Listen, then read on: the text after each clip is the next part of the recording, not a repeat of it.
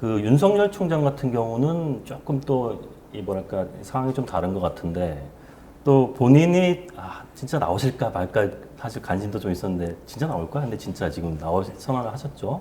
어떻게 보십니까, 대변님?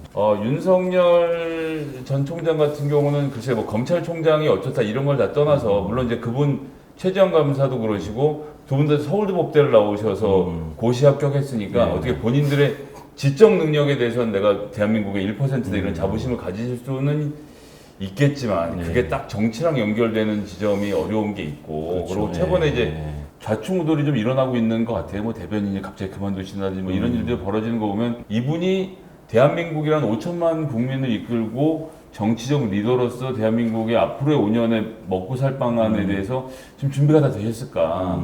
그런 데 대해서는 사실은 저는 왜 전혀 어떤 감동이나 느낌을 잘 못 받았어요.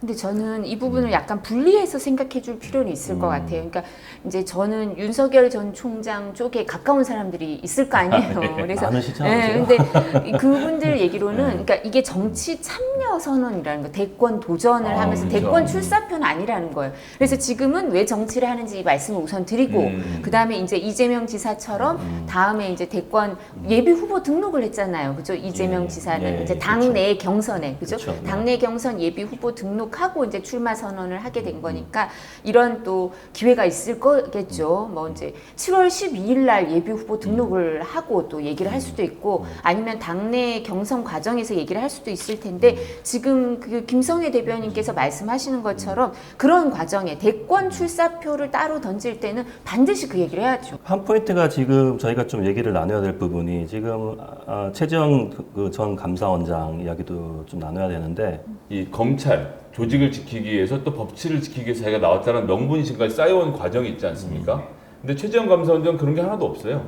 유일하게 원전 관련돼서 감사를 했고 감사가 잘한다니까 무리를 해서 사람을 교체를 했고 그러는 과정에서 잡음이 있었다는 것이 조선일보에 보도된 거 말고는 그래서 그걸 가지고 또 그럼 정부가 탄압을 했느냐 그런 것도 아니거든요. 심지어 문재인 대통령이 전임 박근혜 대통령이 임명했던 감사원장의 임기를 그대로 다 채우고 그리고 다시 임명해서 지내온 것인데 본인이 특히나 그 조선일보 보도 이후로 뭔가 정부와의 각을 세우는 사람의 이미지 내가 선택받은 사람이다 내가 엘리트다 이런 생각 때문에 내가 지지율이 이만큼 나오면 윤석열 저것도 검찰이나 했지 제대로 아는 게 없어 판사 출신 내가 해야 돼 이런 생각으로 나오시는 것 같은데 저는 최재형 감사원장이야말로 그분이 생각하는 대한민국이 뭔지도 전혀 모르겠고 그분이 저는 이제 약간은 추측을 해보자면 감사 이제 저도 법사위에 있었으니까 감사원이 피감기관이잖아요. 그럼 감사원 공무원들의 가장 이제 자부심이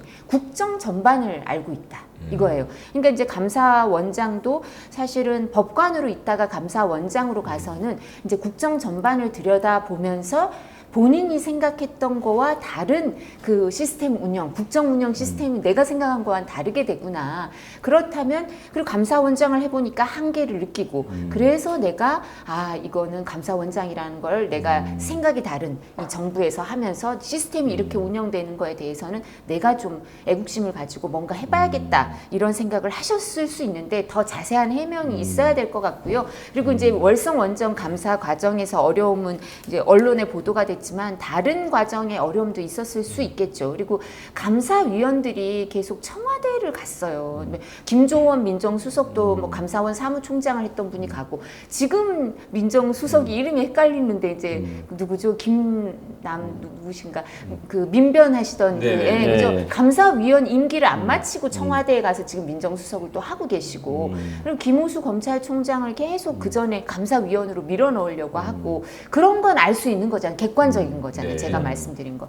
그렇다면 보통은 청와대에서 그렇게 감사위원을 밀어넣고 뭐 그게 밖으로 노출이 되고 감사위원을 하던 사람을 빼와서 민정수석을 시키고 이런 건 잘 없어요. 그렇다면 감사원에도 우리가 모르는 여러 가지 청와대에서 뭐 시도가 있지 않았나 이런 생각도 할 수 있게 되고요. 그래서 대통령께서 바람직하지 않은 선례라고 얘기를 하셨는데 저도 일정 부분은 동의해요. 이런 불행한 역사가 있어서는 안 된다고 생각하는데 객관적인 사실을 봤을 때는 뭔가 이유가 있었던 거예요. 아까 그래서 김성애 대변인이 이런 일이 일어난 거에 대해서 반성도 해야 된다 정부가. 네, 네. 그래서 이런 부분도 필요하지 않을까 싶습니다.